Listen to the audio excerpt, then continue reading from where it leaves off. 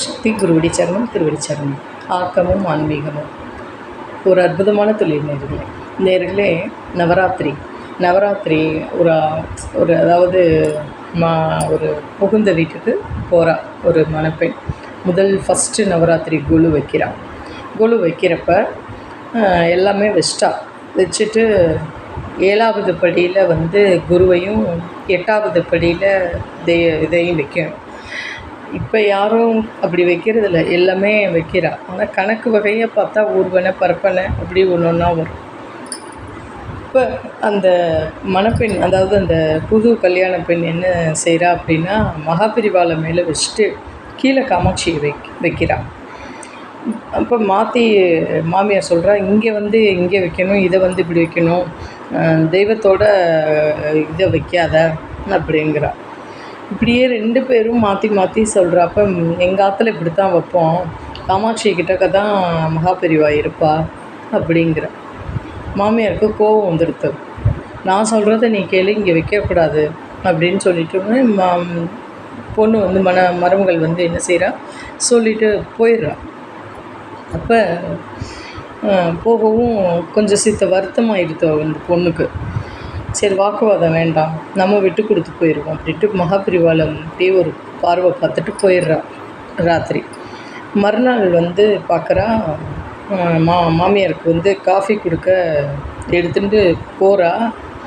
அப்போ பெரியவாளும் காமாட்சியும் ஒன்றா இருக்காங்க. எப்படி நம்ம இப்படி வைக்கவே இல்லையே, எப்படி ஐயோ வந்தால் திட்ட போகிறாங்களே அப்படின்னு சொல்லிட்டு எடுக்க போகிறான். அப்போ மாமியார் வராங்க.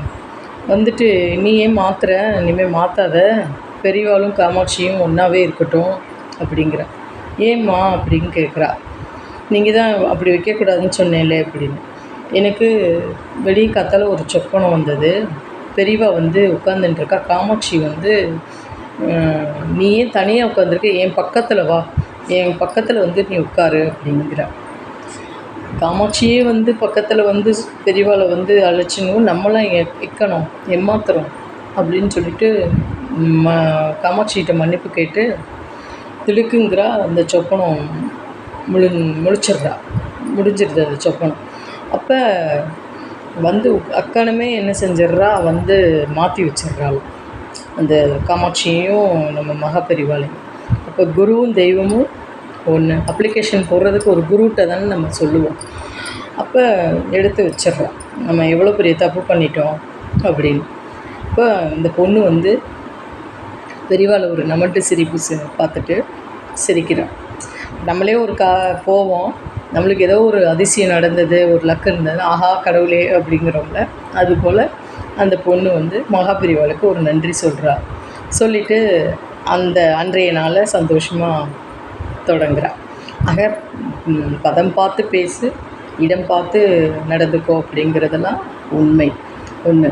2வது, தெய்வம் அப்படி இப்படிலாம் பேசாது. ஒன்று சொப்பனத்தில் வரும், ஒன்று மனிதா ரூபத்தில் வரும், ஒன்று பக்ஷிகள் ரூபத்தில் வரும். நம்ம பார்த்து தெய்வத்தை பார்த்த சந்தோஷத்தில் நம்ம இருப்போம்.